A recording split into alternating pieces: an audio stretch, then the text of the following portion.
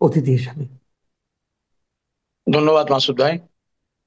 আহ, আপনি নিশ্চয়ই এর মধ্যে খবর পেয়েছেন, গত কয়েকদিন ধরে আমাদের দেশের রাজনীতিতে একটা নতুন বিষয় নিয়ে খুব আলোচনা হচ্ছে।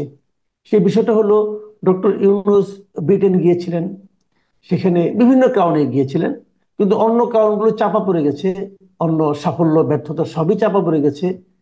তারেক রহমানের সঙ্গে ওনার যে বৈঠক, সেই বৈঠকের ঘটনার যে খবর, সেই খবরের নিচে, এবং তারেক রহমানের সঙ্গে ওনার একটা দ্বিপাক্ষিক ওয়ান টু ওয়ান বৈঠক হয়েছে। সেই বৈঠকের পরে উনি ঈদের আগে যে ঘোষণা করেছিলেন যে নির্বাচন হবে এপ্রিলের প্রথম, মানে প্রথমার্ধে যে কোনো দিন, সেই ঘোষণা থেকে 2 মাস এগিয়ে এনেছেন ডেটটা, বলেছেন যে ফেব্রুয়ারিতে। ফেব্রুয়ারিতে হতে পারে, হবে তা বলেনি, হতে পারে। এবং এটা বলার পর বিএনপির পক্ষ থেকে বেশ আনন্দ উল্লাস প্রকাশ করা হয়েছে। আবার জামাতের পক্ষ থেকে বলা হচ্ছে একটি মাত্র দলের সঙ্গে বৈঠক করে নির্বাচনের ডেট এভাবে পরিবর্তন করাটা তারা পছন্দ করেনি, এবং তার প্রতিবাদে তারা কিন্তু গতকালকে জাতীয় ঐকমত্য কমিশনের বৈঠকে পর্যন্ত তারা হাজির হয়নি। তো এই যে রাজনৈতিক কর্মকাণ্ডগুলো ঘটে যাচ্ছে, আবার এদিকে কেউ কেউ এটাও বলছেন যে ফেব্রুয়ারিতে যে নির্বাচন হবে সেরকম কোনো নিশ্চিত কথা তো ওই যৌথ বিবৃতিতেও নেই। তাহলে বিএনপি এত খুশি হচ্ছে কেন? গতকালকে যেটা ঘটলো, বিএনপি যে স্থায়ী কমিটি, তারা বলেছে তারা সরকারের সঙ্গে কোনো ধরনের বিরোধে যাবে না। এখন প্রশ্ন হচ্ছে, যদি তারা বিরোধে না যায়, তাহলে সরকার যদি কোনো গণবিরোধী কর্মকাণ্ড করে, তবুও কি তারা বিরোধে যাবে না? এক নির্বাচনের একটা আশ্বাস, ডেটের একটা আশ্বাস পেয়ে এত খুশি হওয়া এবং সবকিছুকে ত্যাগ করা, এটা কেন? যদি সরকার আগামীতে বন্দর নিয়ে তাদের পূর্বে সিদ্ধান্তে থাকে, করিডোর নিয়ে সে আগের সিদ্ধান্তে থাকে, তবুও কি বিএনপি বিরোধী যাবে না? তো এই সমস্ত প্রশ্ন কিন্তু মানুষের মনে আসছে। আমি এতগুলি কথা একবারে বলে নিলাম, একটু ভূমিকাটা লম্বা হলো এই কারণে যে আপনি সবগুলি মিলিয়ে উত্তর দিবেন। আপনাকে আমি থামাতে চাই না, আপনি একটা না বলে যান, আমি পরে ফিনিশিং এ আরেকটা বিষয় নিয়ে বলবো। শিওর। আমি বলি আপনাকে, আমার কাছে যেটা মনে হয়েছে, ধরেন প্রথমে আমি বলি, রাজার সাথে দেখা করা আমাদের দেশের মানুষের জন্য একটা বিরল ঘটনা হতেই পারে। তিনি যত উচ্চ পদেই থাক না কেন, আমাদের জন্য খুব সাধারণ। আমি খুব দুঃখিত যে একটা ব্যক্তিগত বিষয় বলতে হচ্ছে। আমার ছেলে, আপনি জানেন, অভিনেতা, এবং এই দেশে এবং হলিউডেও অভিনয় করে। ওকে আমাদের দেশের মুখ্যমন্ত্রী, এখানকার মুখ্যমন্ত্রী প্রিমিয়ার বলে আমন্ত্রণ পাঠিয়েছিল যে কিং চার্লস আসছে, একটা বারবিকিউ পার্টি হবে, তুমি আসতে পারবে, সাথে একজন গেস্ট। বুঝতে পেরেছেন? এখন জি। ঘটনা হচ্ছে, যেহেতু সে এখনো বিয়ে করে নাই, ওই একজন গেস্টে সে আমাকে অন্তর্ভুক্ত করেছে। তার পার্টনার থাকলে হয়তো আমি চান্স পেতাম না। হ্যাঁ। তো তো আমি সৌভাগ্যবান যে ওই বারবিকিউ পার্টিতে আমরা কয়েকজন বাঙালি ছিলাম, হাতে গোনা 3-4 জন আমরা বাঙালি ছিলাম। এবং দুই পাশে আমাদেরকে দাঁড় করানো হলো দড়ি দিয়ে, যে দড়ির এই দিক থেকে রাজা আসবেন, ওই দিক থেকে পামেলা আসবেন, কামেলা বা পামেলা যাই হোক। এখন প্রশ্ন হ্যাঁ। হচ্ছে কোন দিক থেকে কে আসবে আমরা কিন্তু জানি না। লাকিলি আমরা যেদিকে দাঁড়িয়েছি, চার্লস ওইদিকেই এসছেন। আচ্ছা। এবং প্রতিটা স্টেপে উনি দাঁড়িয়ে দাঁড়িয়ে আমাদের সাথে কথা বলেছেন। আমি হাত মেলানোর পর আমি বললাম যে thanks for giving us A life time experience. উনি বলছে নো প্রবলেম, নো প্রবলেম। তারপরে বলছে যে ওখানে কি বারবিকিউ রান্না করা হচ্ছে। আমি বললাম কেন ঘটনাটা, যে উদারনৈতিক দেশে রাজার সাথে দেখা করা আসলেই কোনো ঘটনা না। আবার রাজার সাথে বিভিন্ন ভাবে দেখা করা যায়। আপনি ব্যাংকক গেলে দেখবেন রাজবাড়ির সামনে লোক দাঁড়িয়ে খালি মাথা ঝুঁকায় সকালবেলা, খালি সালাম ঠুকে। বুঝছেন? হ্যাঁ। রাজার দেখা নেই কিন্তু। তো প্রশ্ন হচ্ছে, ইনুস সাহেব রাজার সাথে দেখা করেছেন, এরকম অনেক বাঙালি রাজার সাথে আগে দেখা করেছেন, কিন্তু এইবারের দেখাটা ভিন্ন রকম হতে পারতো। যেটা লেজে গোবরে করে দিয়েছে তার প্রেস সচিব শফিক সাহেব। শফিক সাহেব একের পর এক মিথ্যা কথা বলেছেন, একের পর এক অসত্য বলেছেন তিনি। যেমন ধরেন, তার কোনো প্রয়োজন ছিল না প্রাইম মিনিস্টার কোথায় আছে এটা বলার, এবং পরে তাকে এটা ডিফেন্ড করতে হয়েছে যে না, আসলে আমি ভুল বলেছি, প্রাইম মিনিস্টার ইংল্যান্ডেই আছেন। এগুলি বলেছে, কিন্তু খেয়াল করেছেন নিশ্চয়ই। হ্যাঁ। জি জি এতে জি। কি হয়েছে? এতে হচ্ছে জিনিসটার গুরুত্বই লঘু হয়ে গেছে।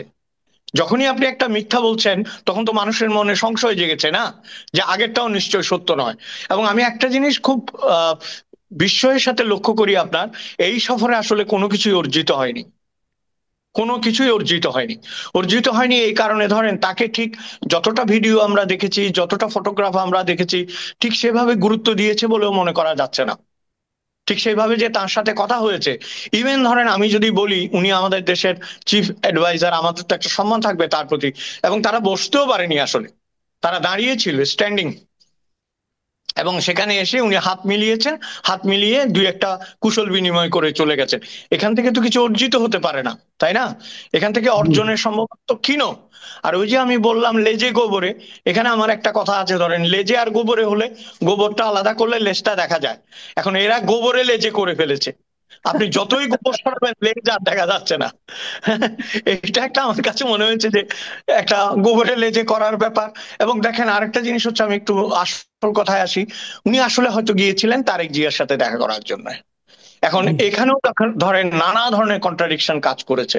আপনি যদি তারেক জিয়ার সাথে দেখা করেন, অবশ্যই আপনি তার সাথে দেখা করতে পারেন, অবশ্যই আপনি তার সাথে মিটিং করতে পারেন, একটা স্ট্র্যাটেজি অবশ্যই নির্ধারণ করার ক্ষমতা আছে আপনার বা সুযোগ আছে। কিন্তু যে মানুষটিকে আপনি আইনের আওতায় এখনো অপরাধী করে রেখেছেন, যাকে দেশে আসতে দিচ্ছেন না এবং দেশে আসতে পারছেন না, তার সাথে আপনি বিদেশে গিয়ে মিটিং করছেন, এইটা কেমন না?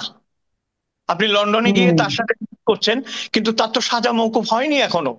একবার বলছেন হয়েছে, একবার বলছেন হয় নাই। সম্ভবত ফিরে আসার পরে একটা নিউজ দেখলাম যে তার সাজা মওকুফ হয়েছে।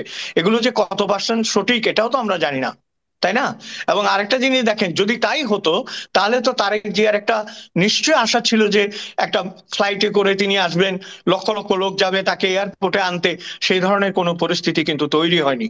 এবং খুব সতর্কভাবে আমি একটা জিনিস পর্যবেক্ষণ করছি, মির্জা ফখরুলের মুখে কুলুপ এঁটে দেওয়া হয়েছে, অথবা উনি এঁটেছেন। কোথাও তিনি কথা বলছেন না, তিনি কিন্তু দলের মহাসচিব। হ্যাঁ। এবং যেটা আপনি আমাকে এই আলোচনার সূত্রপাতে বললেন যে বিএনপি কি তাহলে বিরোধিতা করবে না, বিএনপি বিরোধিতা করছিল। বিরোধিতা করার পরে তাদের দুইজন সিনিয়র নেতাকে দল থেকে নোটিশ দেওয়া হয়েছে, আপনি নিশ্চয়ই দেখেছেন। তাদেরকে সতর্ক করা হয়েছে, এবং এই সতর্কের পরপরই বলা হয়েছে বেগম জিয়া চান না ডক্টর ইউনূসের সাথে বিএনপির কোনো ধরনের বিরোধিতা বা বৈষম্য বা কোনো ধরনের শত্রুতা থাকুক। এইটা চাউর হওয়ার পরেই দেখলাম মেরুকরণ শুরু হয়ে গেছে। এই মেরুকরণটা আওয়ামী লীগের জন্য যেমন ভয়াবহ আমি মনে করি, ভয়াবহ এই কারণে, আওয়ামী লীগের প্রসঙ্গটা এখানে আসবে দুই কারণে।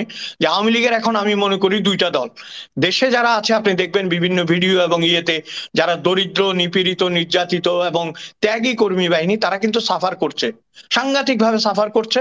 এবং তারাই মুখ উঁচিয়ে, গলা চিতিয়ে বলছে, বুক চিতিয়ে বলছে যে আমরা কোনো অবস্থাতে আওয়ামী লীগ ছাড়বো না, আমাদের ছেলেপেলেরা করেছে, আমাদের নাতি নাতনিরা করেছে, আমরা থাকবো। এটা হচ্ছে commitment to the Awami League. এটাই আওয়ামী লীগ আসলে। এই যে আপনি বোধহয় একবার বলেছিলেন যে আওয়ামী লীগ তো আর ঘাস না যে টেনে তুলে ফেলতে পারবা, তাই না? তো আওয়ামী লীগ তো এরকমই একটা দল। কিন্তু আরেকটা আওয়ামী লীগ যে, যেটাকে আমি বলবো আওয়ামী পলাতক লীগ, বুঝেছেন? এই যে ওনাদের সেক্রেটারি ওবায়দুল কাদের সাহেব, উনি আবার মুখ খুলেছেন। উনি তো আসলে নিজেকে সেক্রেটারি মনে করছেন, but he is the secretary of Awami পলাতক লীগ। কারণ আমি যে কথাটা আপনাকে বলতে চাচ্ছি, প্রধানমন্ত্রী মানে ভূতপূর্ব প্রধানমন্ত্রী শেখ হাসিনা তিনি চলে গেছেন, তাকে হেলিকপ্টারে করে পার করে দেওয়া হয়েছে, পক্ষে বিপক্ষে অনেক যুক্তি আছে এবং তার চলে যাওয়ার অনেকগুলি গ্রাউন্ড আছে। কিন্তু তিনি চলে গেলে দলের সবাই পালিয়ে যাবে, এইটার কি কোনো ভিত্তি আছে? আপনি আমাকে বলেন তো মাসুদ ভাই, নেতা মানে কি? নেতা মানে হচ্ছে যার উপর আমি ভরসা করি, তাই না? যার উপরে মানুষ জি। ভরসা করে, যা বিপদ এলে আমাকে রক্ষা করবে, আমাদেরকে রক্ষা করবে। সেরকম একটা নেতা দেশে নাই। আমি খুব বিস্ময়ের সাথে দেখি কি জানেন, এই যে বিএনপি এবং ইউনূস সাহেবের কথা বলছেন, বিএনপি টিকে গেছে, হয়তো টিকে যাবে, বিএনপির একটা ভবিষ্যৎ হয়তো আছে। কিন্তু আপনি আমাকে এই যে ইউনূস সাহেবের কথা বলছেন, এরা তো রঙ্গমঞ্চের কুশীলব মাত্র। যাদের সুতোর টানে এরা খেলছেন, এরা একদিন চলে যাবেন। কিন্তু মাহমুদুর রহমান মান্না এতদিন পরে বুঝতে পেরেছেন, বলছেন যে উনার কাছে গেলে উনি খালি হাসে, শেষে একটা থ্যাংক ইউ দেয়, আবার হাসে। তো এই এই হাসা এবং এই যে ধন্যবাদ দেয়, এটা কিন্তু আমরা আগেই বুঝেছিলাম। কারণ আপনার আমাদের আমরা যে উপমহাদেশের মানুষ, সেই উপমহাদেশের 40-এর পরে বানপ্রস্থে যেতে বলা হয়েছে এবং 70-এর পরে বিশ্রাম নিতে বলা হয়েছে। যত কথাই আপনি বলেন, শরীরের একটা ব্যাপার আছে, মানসিক একটা ব্যাপার আছে, রাজনৈতিক অভিজ্ঞতার একটা ব্যাপার আছে।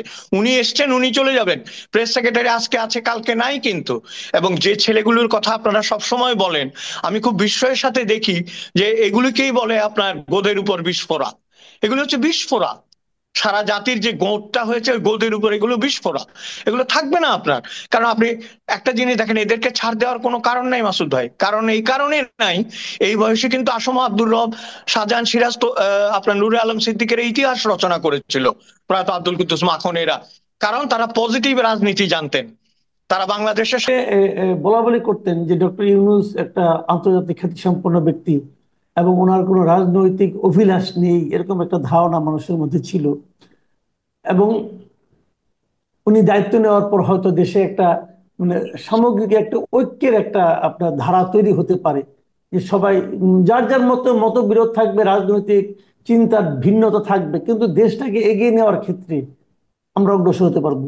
আওয়ামী লীগ আমলে যে জিনিসটা আমরা দেখেছিলাম যে দেশকে বিভক্ত করার একটা মানে আপনার মন্দ চেষ্টা, সেখান থেকে আমরা বেরিয়ে আসতে পারবো।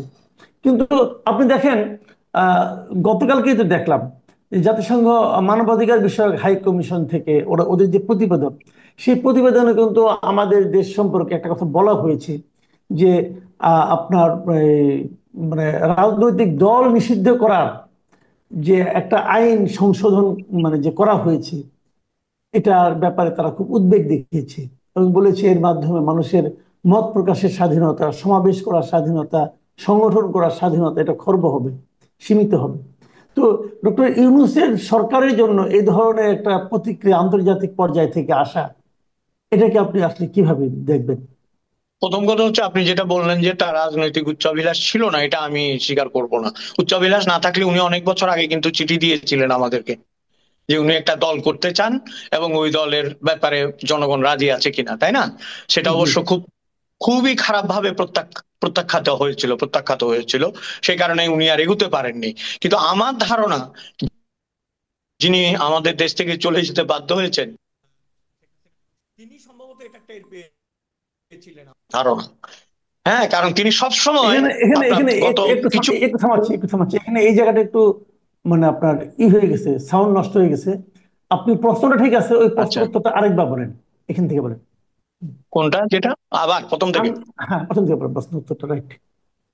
ওই হ্যাঁ, রাজনৈতিক আমি অভিলাষ, হ্যাঁ। একটা বিষয়, হ্যাঁ, আমি আপনার সাথে একটা বিষয়ে দ্বিমত প্রকাশ করছি। সেটা হচ্ছে, রাজনৈতিক উচ্চাভিলাষ তার আগেও ছিল।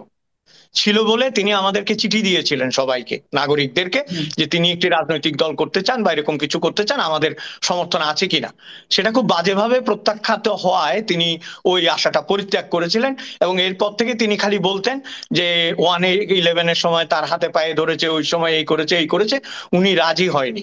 এই গল্পটা বারবার বলার কারণে আমার কেন জানি মনে হতো উনি রাজি ছিলেন, কোনো কারণে উনি পারেননি। এবং সেটাই সত্য প্রমাণিত হয়েছে, কিন্তু সেটাই কিন্তু সত্য প্রমাণিত হয়ে গেছে।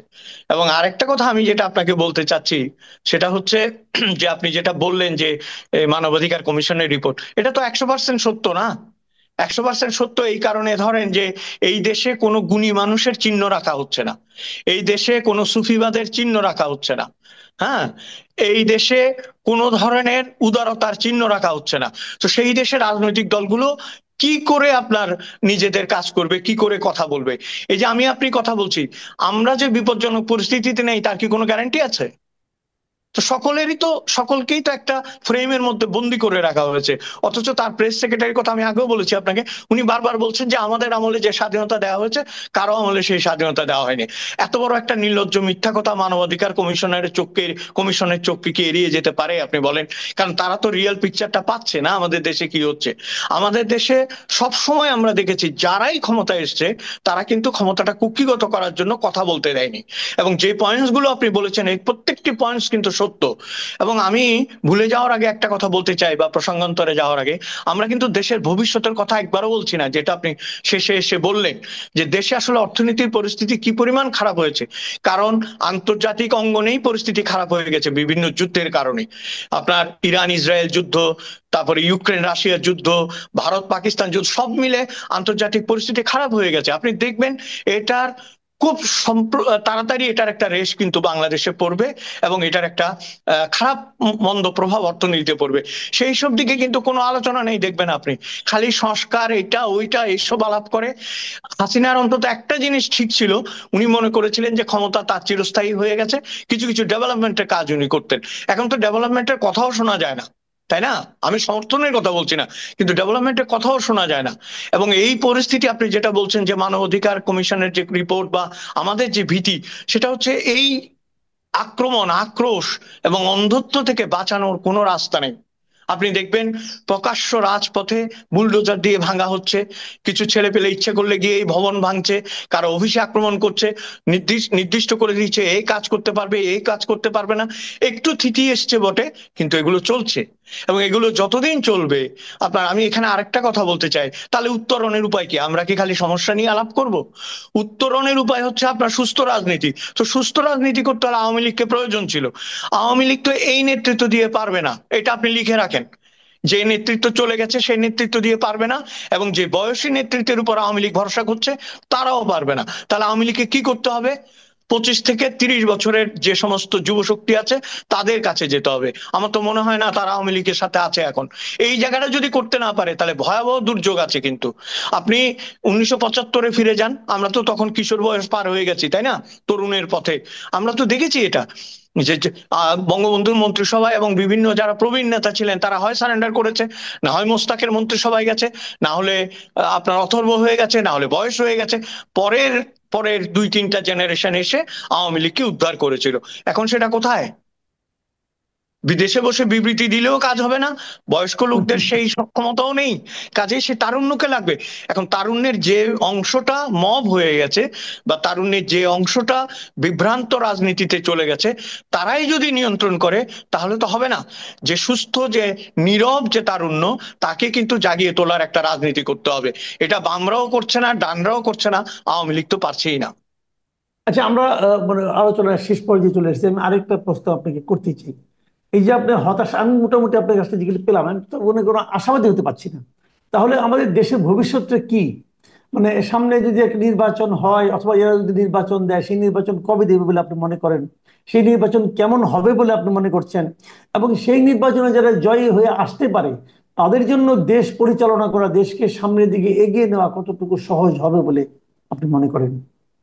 প্রথম কথা হচ্ছে, নির্বাচন কবে হবে এটা মহাজাতক বেঁচে থাকলেও বলতে পারবে না, আমি তো কোন ছাড়, বুঝছেন?